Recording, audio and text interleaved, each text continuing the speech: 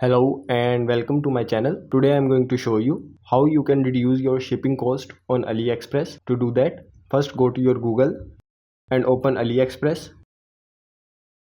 Click on this link and log into your account.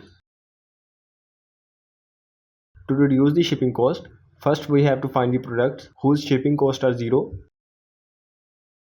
Like these products, here you can see they are saying that this product shipping is free. You can find different products with free shipping cost. Then you have to find products which are in your area. You have to search for the product and your location, and here you will get all the products that are in your area, and if they are in your area their shipping cost is less. And you can find products with free shipping by turning on this free shipping filter. After turning on, you can see we get all the products with free shipping, and these are the only appropriate methods through which you can reduce shipping costs on AliExpress. Make sure you follow the steps accurately, and this is how you can reduce shipping cost on AliExpress. I hope you like this video.